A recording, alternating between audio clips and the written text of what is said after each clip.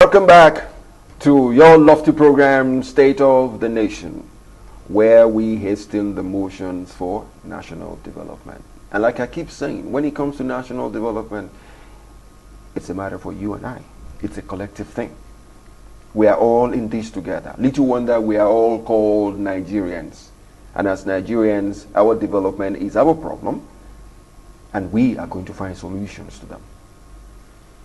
This morning we shall dwell on a factor that drives life, that drives governance, that drives democracy, that drives our livelihood, that drives our existence. And what do I mean by that? Politics. It is the politics that gives us what we call democracy, and that ends up being the government in place, or the government of the day. But on a regular basis, there is that element of shenanigans, the politics of governance. It becomes a case of, is it the politics that is driving the governance, or is it the governance that is driving the politics? Let me use an analogy here for you. Is it the dog wagging the tail, or the tail is wagging the dog? I'll tell you this. With me in the studio this morning is my brother, Dr. Mukhtar Imam. He is a lecturer from the Bayes University here in Abuja. He is good with human relations, both international and local, and you can add the element of diplomacy into it. So in other words, this morning you will be getting facts as to what is it in politics that drives governance, and what is it that the government is not doing, that it is shying away and dancing to the tune of politicians and politicking. Honestly, it's not an easy one. It is a complex issue, because there is no grand divide between politics and governance.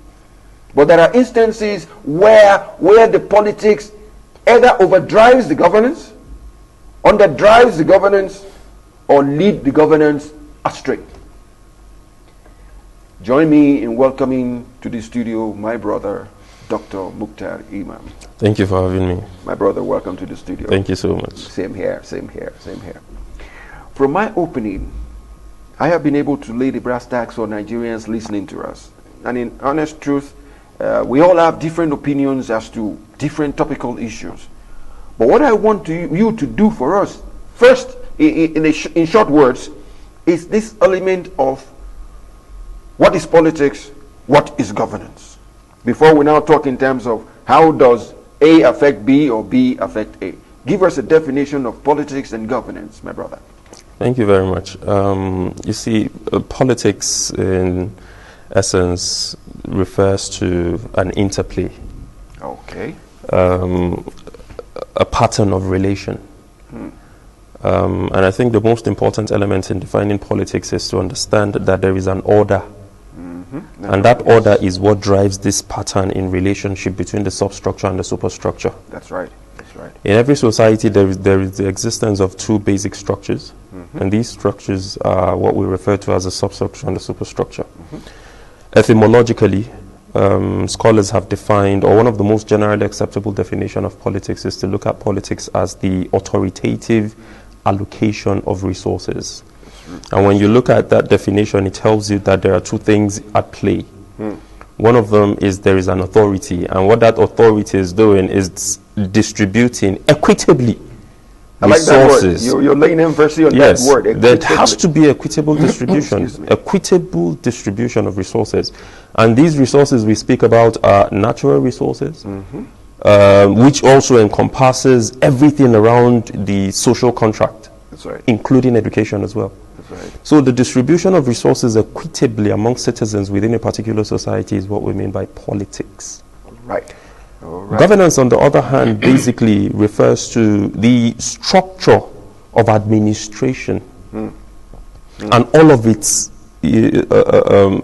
components component parts that aid, that interrelate, they're interdependent to drive the process of administering leadership to the people and ensuring that the dividends of governance, which is administration, trickles down to the last person. That's true. So there is, like you said in your opening, a very thin line between politics and governance. Yes. Etymologically. Thank you for that opening. You know, like I told you, excuse me, my viewers out there, that we are going to enjoy today's discourse because we have a lecturer here. I have turned the studio into his classroom, and we are his students. We share opinions together. We are going to learn from him. We've been able to know, he's giving us definition about politics and governance. But I would like to go ahead by saying one bit. When it comes to politics that drives the governance, we need to go local a little bit. Let's talk about ourselves a little bit. There are instances where we do not have the enabling political setup that gives us the governance that we wish. But basically, this one boils down to the element of leadership and followership. I believe it's the followership that puts the leadership in place, and whatever you get, you ask for it. But at the same time, are we doing the right thing at the right time? Because I would like to bring in an example here, an example that happened a few days back in Chile. Chile has been a country under military rule for a long while. It's been kind of a pariah state, so to speak. Yeah. But as at a few days back, we now saw a change and a turn in events when a 35-year-old boy became the president-elect. What trips me the most about it was the incumbent, who is twice his age, went on air and congratulated him. That, oh, you've won. He didn't fight him. He didn't go to court. He told him, you've won. You have a good job. You have your yeoman's job on your hands. I pray you do a good job. And at the same time, what I love about what he said was, do not forget the element and the experience of gray hair. All he's telling him that learn to run references back to us so that things can get better. Yeah. Let me show you a clip of what I'm talking about. Can you please let us have a clip of what transpired in Chile about this new young man who's the president-elect? Y sé que en los años que viene se juega el futuro de nuestro país. Por eso les garantizo desde ya que seré un presidente que cuide a la democracia y no que la exponga, que escuche más de lo que habla, que busque la unidad y que atienda día a día las necesidades de las personas, que combata firmemente los privilegios de unos pocos y trabaje cada día por la calidad de la familia chilena. Ahí está. Ahí. ¿Lo vieron? Va en camino. Va en camino. That was the young man, the 35-year-old man, Gabriel Boric, who is the president-elect in Chile. What I'm trying to say in essence is, keep at the back of your mind our topic, the politics of governance. Politics is being played in Chile. And at the same time, the politics has been given a fair chance for the people to determine who their leaders will be. Let us put it on a global scale. And as Nigerians, let us put it on a local scale. Can we have this kind of Chilean experience here in Nigeria? And if we're going to have it, what are the parameters? What should we do? What shouldn't we do? Please, let's share our insights. Well, you see, the challenge with Nigerian political system is it has its uniqueness and its peculiarities. Yeah, but it's no different. We're peculiar people. But it's no different from African politics. You see, those ingredients, those variables that play out within the Nigerian political context, you find them hovering around the head of virtually the 50-plus country on the African continent, within the dynamics of the political system on the African continent. That's right. So the uniqueness within this political space is what makes it different from what we see being practiced in other parts of the world. Okay. Now, this uniqueness cannot be detached from our historical experiences, from colonialism, and of course, to where we have gotten to, basically. But then the reality is that politics should be universal. The art of politics should be universal. Okay. The core of politics should be universal. Okay. Because recall, we define politics as the authoritative allocation of resources. It means there's an authority, and the responsibility of that authority is to respect the social contract which it has inadvertently gone into with the citizenry. And what does the social contract theory dictate? That citizens give up some of their rights so that leaders, politicians, governance, or governments will in turn protect other rights of theirs. And we have just talked about those rights to include the right to education, the rights to welfare, and so on and so forth. So those central elements of politics are basically universal things that should be there. Yes. Of course, yes. But we find that in the political context of Nigeria and Africa, there are gaps. There is a vacuum in terms of politics, in terms of governance. And like I said, there's a very thin line between politics and governance. Of course, yes. So the experience we have just witnessed in Chile is not something that is sacrosanct. There is nothing religious about that. The reality is it can be replicated all over the world, but it has to do with the social psychological conditioning of the people. Of the people, yes, of the people. Like I have constantly said, Nigeria's challenge, I don't like to use the term problem, is not necessarily about our political system.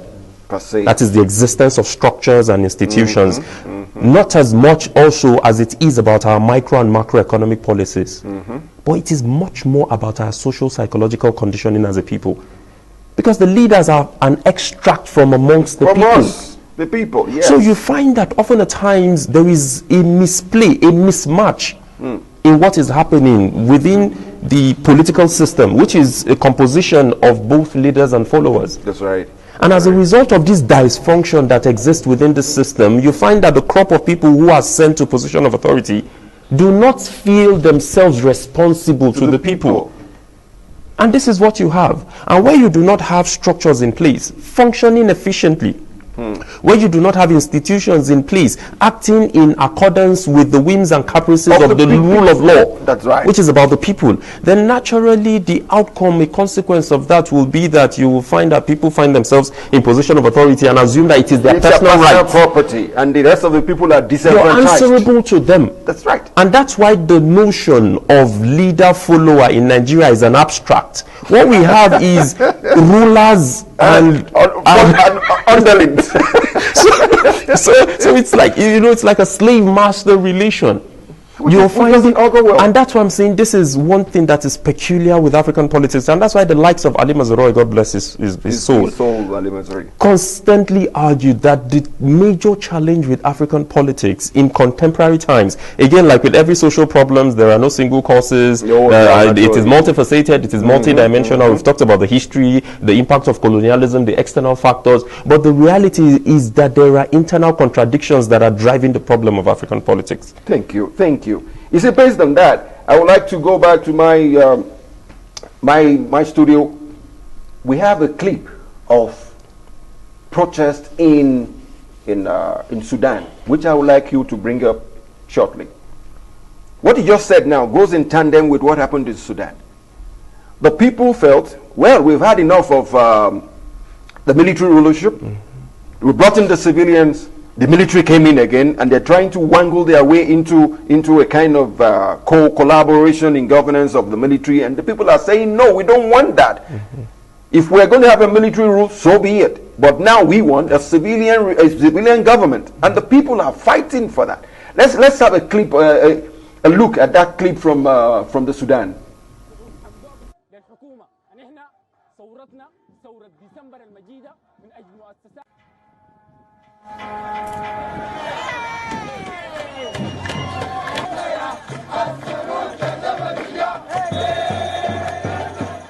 أي انقلاب مرفوض، أي انقلاب مرفوض حتى بعد صعود حمدوك للحكومة. نحن ثورتنا ثورة ديسمبر المجيدة من أجل مؤسسات مدنية ومن أجل سلطة مدنية كاملة وليس أشخاص وأفراد. The police also fired tear gas to try and disperse the demonstrators. Ahead of the protest, security forces sealed off major roads leading to the airport and army headquarters. The demonstrations also took place in other cities as well to mark the 3rd anniversary of the protest that started a popular uprising that led to long-time leader Omar al-Bashir being overthrown.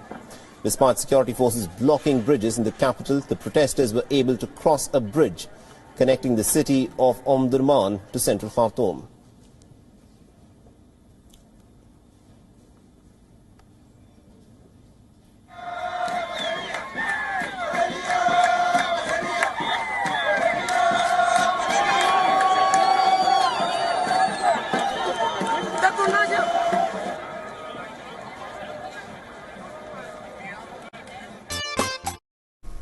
What you've seen there is the demand of the people, the rights of the people, and they are showing that via what is called protest. In most cases, we have for peaceful protests, but there are instances where it goes a scale higher. But at the same time, the idea is if you do not protest, you won't get the desired effect. Nobody will listen to you. So you need to propagate. You need to show what you mean by coming out to say it loud and clear. My brother, like you've seen there, and based on what you've said earlier, putting the African political system in context. Yes. We've seen that in Sudan playing out. And the people are now fighting against it. I want to believe that if the people in Chile can move away from the old schools, in quote, to that 35-year-old Gabriel Boric, and the people in Sudan are saying, we've had enough of you, the followers of Omar al-Bashir. We've had enough of you guys. Go back to your barracks and leave us alone to run this. If we factor these two things together, what is happening in South America and what is happening in East Africa, and to use your word, that politics in itself is a global thing, in as much as we tend to one basic tenet. Yes. Put these two factors together, look in terms of what the Sudanese are doing and what we should expect from situations like that. Yeah. Because you used the word earlier, you said you don't like the word. So also nothing is a problem. It's better it is a challenge where we're going to find solutions to. Yes, yes. Now looking at these two parameters, look at it as a challenge and then look at it as a situation where we should find solutions for. You see, the reality is this, that again, I return to Ali Mazrui. You see, Ali's argument was that the problem, or rather the challenge, as we have said, with the African political system is basically a situation whereby leaders in Africa today, coming from the base from which they have come, which is the traditional system of authority, and having democracy shoved down their throats and being swallowed line, hook, and sinker, cannot see themselves jettisoning their old way of life, which is a traditional system of authority, whereby leadership is basically hereditary in most cases, is monarchical in some other context. And he's saying, exactly, and he's saying that not being able to let go of that traditional system of authority and embrace this modern liberal democratic structure or system is where the crisis is. And that's why he said we are in between, and he called it a position of communocracy. You see, Ali's argument is very simple, that African leaders, let's take a classical example. Yoweri Museveni in Uganda was the one who said it is only a fool who will leave the office through the ballots. Can you How else do you want to go? Through the bullets? So it literally tells you the mentality and psychosis of an average African leader who wants to have this, this hold on power, and therefore the sit-tight syndrome begins to play out. And wherever you find that people defy a system, a law that embodies what should be, naturally you will have a revolt against that system. And that's why you have political instability, such as the case you're seeing in Sudan, for example, today. That's why you have the case of, because these leaders have not legitimized themselves. And what distinguishes power from authority is legitimacy. So if you have not legitimized yourself, it means your stay in office will be questioned. People will point accusing will be pointing accusing fingers. So this is the natural consequence. This is the natural order of things. And therefore, the case of politics within this context, this is the reason why we're seeing this sort of play out. This is the reason why we find that people constantly revolt against the system. Because leaders want to continue to hold on to positions of authority. And this is the irony of leadership. Again, to the followers, Julius Nyerere wrote in his book, The Tanzanian Leader, he said that Africans must free themselves from four aspects of, or rather must liberate themselves from four aspects of life before we can have the sweetness of freedom, of being able to nurture leaders and leadership. And he said, first, we must free ourselves or liberate ourselves from colonialism, and that we have been able to mildly do that. Secondly, he said we must liberate ourselves from neocolonialism, and that we're at the stage or at the transformation process of trying to do that. So it means we're transcending. Thirdly, he said we must liberate ourselves from ourselves. That's the top of the ladder. And number four, he said mental liberation. And that is the problem with us around here. You see, what galvanizes our politics is religion. These are the things that galvanizes our thought process. Our brains are hardwired towards thinking religiously, towards thinking regionally, towards thinking ethnically. Now, wherever you find that these primordial sentiments are the first priorities in terms of selection of leadership or election of leadership, at the end of the day, you will find that you are hell-bent, or rather you're stuck in a particular position, because this is what mental liberation is about. Because politics of religion, politics of ethnicity or ethnicism or whatever, it doesn't play out well. It is very slippery. And bad governance is like a stray bullet. It doesn't pick and choose.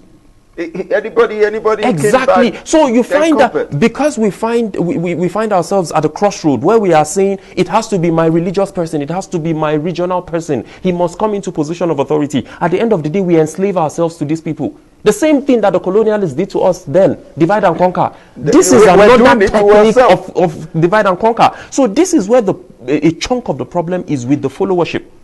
And until we begin to question, until we begin to demand, as we have seen in Chile, until we begin to say, look, we are trying to embody the ideals of Mao Zedong, for example, who said all reactionaries are paper tigers. And by reactionaries, he's referring to leaders. And he said from a long time point of view, the real power belongs to the ordinary people. But how do you even question an authority when you do not know what powers you wield? That's the big question. That's the big question. So on that note, how do we? Because the third factor of Nyerere was us against liberating ourselves, yes, us against exactly us, which you expatiated on by telling us that our mentality is wired towards religion, towards ethnic groups, towards this and that, to very primordial things. Yeah. We've been able to identify challenges. I always like situations where we look at the challenges and at the same time we look at solutions. Let's profile some bits and pieces of solutions. Yes. The Nigerians can share it with us. There are people out there that are listening to us. I trust my people. If I can tell myself, well, I'm above average, I'm a smart person, so also is the average Nigerian out there. Precisely. So I believe that if we put together our opinion, your own insightful insights, we throw it at Nigerians, I am very sure Nigerians will appreciate it and then improve on it. So give us bits and pieces of solutions to the challenges we've been able to portray. Thank you very much for bringing us here. I am one of those unrepentant optimists of the Nigerian dream. I am too. I believe so well that this country is going to get out of the woods. We're doing significantly well, like it or not, or whatever anybody wants to say out there. We're not where we were 20 years ago. And I keep saying one thing, Nigeria has been on the verge of 1159 more than 5 times. And we didn't go down. Exactly. So, that resilience, we are constantly coming back. Yes. That is the Nigerian spirit. And I want Nigerians out there listening to continue along this path, because we're all stakeholders in the Nigerian project. Of course, yes. The moment, the day we begin to give, it was Dag Hammarskjöld's joke, the former United Nations Secretary General, who said the quest for peace has its successes and setbacks. Of course. But that the day we stop searching for peace, that is when humanity stops to exist. We still have a bit of humanity left in us, as far as the Nigerian concept or the Nigerian idea is concerned. And we will be able to get out of the woods. Now, what we need to begin to do as leaders and as followers is basically very, very crucial. Everybody needs to understand his position and understand that the first way to get people out of a problem is to get into their thought process. Yes. That's where I constantly revert back to, because like I said here, our problem is not about the political system. We've tried it now. We've built parliamentary system, president. All the kind of systems. So there is nothing sacrosanct about the systems in themselves. It's about the people who are manning them. It is like you saying there is NEPAD, there is African peer review mechanism. Why is Africa where it is? No, it's about the people there. What is their thinking? How exactly do they perceive of issues? Exactly. So this is where we need to start from. We need to look. Education is not about going through institutions of higher learning. It's not about being a PhD and a professor. I know a lot of reading and writing illiterates. Being lettered is not being educated. So Nigerians need to begin to learn about things. You go out there and ask an average Nigerian about the budget, you'll be surprised. These guys you see selling shy with their radio to their ear, let them discuss international politics with you, you will be stunned. Something that an average 200-300 level student of diplomacy will not be able to tell you. So what we need to begin to do is to educate ourselves. And education is about understanding the predicament of your situation or your environment and being able to transform that to something better. in the interest of yourself and the people around you, because it starts with the self. What you don't have, you cannot transfer. So this is where we need to start. Change the way we perceive of things. And in this social psychological order, there are a lot of things that must be done. One of them is our drive towards the country Nigeria, patriotism. Patriotism. It is lacking. We need to begin to revisit that. How do we go about that? How do we go about that? In short words. Yes. How that plays out is this, that Nigerians have to first of all appreciate themselves. It is about you as an individual. And then you first. Exactly. Appreciate yourself and appreciate the context and society in which you were placed. God did not make a mistake by making you a Nigerian. Of course, yes. We must understand that. And until we understand that perception and embrace that perception, just like an American will say, I am an American first before any other thing. And he's willing to give his all for America. We need to begin to do that. Last time I recall I was on an interview and we're talking about recession. And I said in Japan in 1980s, when they were in a recession, women came out with their gold and their jewelries and they gave it to the state and said, sell and use it to get out of recession. As soon as I got out of the studio and looked at my phone, the first message I got was from my aunt. She said, you are a stupid boy. Will you expect me to go pack my jewelry and she sell said, for tell the president's wife. Sorry for that. But then this was, a private conversation. So the point I'm trying to make is we need to begin to look at the Nigerian project as within the I syndrome context. Okay. And perhaps we'll be able to relate more to the challenges of the Nigerian society and be able to, on our own, within our individual context, profess specific solutions. So patriotism is very, very crucial. Very key. Secondly, we need to begin to enlighten ourselves on happenings around leadership. You see, there's a huge gap. We have a lot of people who have parochial reasoning in terms of our relation to political spaces, and therefore we have become so apolitical. Allowing people or leaving governance to people in position of authority, or rather saying that I don't care about politics, it is not very helpful.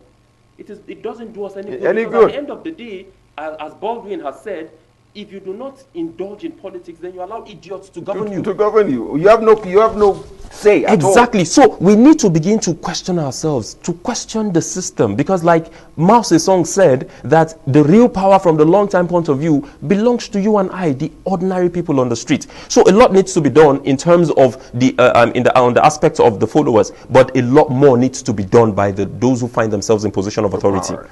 Because again, you see, like with security, like with the recession we're faced with, like with the height in, the mismatch in the micro and macroeconomic policies, like with the problems of the physical structure of Nigerian state and all that, this rests with the leadership.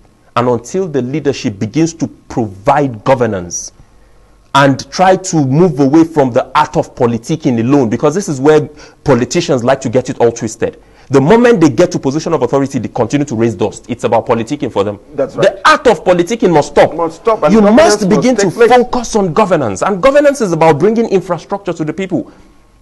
People misplace and take out of context the speech that was made by the teacher of J.F. Kennedy, which he plagiarized, and said that it is not you asking what America can do for you, but what you can do for America. He started from somewhere. He talked about all of the infrastructures that the United States has put in place. And he said, and I quote, that America has created an enabling environment for you to strive and thrive. Therefore, ask not what America can do for you, but what you can do for America. Has done its own But our leaders will begin to tell you from that last bit of the story. No, we will not accept that.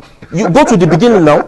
Have you been able to create an enabling environment? Are the infrastructures in place? What is the condition of Nigeria's HDI? What is the condition of maternal mortality in this country? What is the condition with education in this country? What is the condition with housing in this country? All those are and parameters you expect of government. people to think properly. You expect people to focus with less than 30,000 naira minimum wage? How? Impossible. That's impossible. So a lot needs to be done. Leaders need to understand that they must provide those basic things because you have signed a social contract with the people. There's a reason why we are not all ministers. There's a reason why we are not all governors. There's a reason why we are not all president, because somebody has told us, I can do the job for you. So it is not fair for anybody to sit in that position and say, my hands are tied. What you do honorably is get out of there for people whose hands are untied to come and do the job. That's true. That's exactly what should be done. That's pretty true. And thank you. You see, like I always enjoy your presence in studio. And honestly, I'm not going to let go of you. Might not be today. Subsequently, I'll call you back on so that we can share ideas, and then not just between us in the studio, with fellow Nigerians listening to us. Gladly. And to you, my viewers, one of the major things we discussed out here affects your person. Like I said, in the word state of the nation, where we hasten the motions for national development, I added a caveat. When it comes to national development, it is for you and I to make possible. We've been able to learn from one aspect that affects us all. There is something wrong with our thought pattern. There is something wrong with our belief system. There is something wrong with our reaction to situations. There is a lot wrong with us as followers. And the biggest of them is there is a lot wrong with the leaders that we have given our franchise to run the country, not on his own personal behalf, on our behalf. So like I keep saying, it is a collective thing. We are all in this together.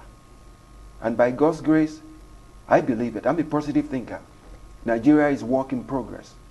I said it earlier, we've had 1159 4-5 times and we never crashed. We won't crash. We will keep improving in as much as you bring in your bit to the table.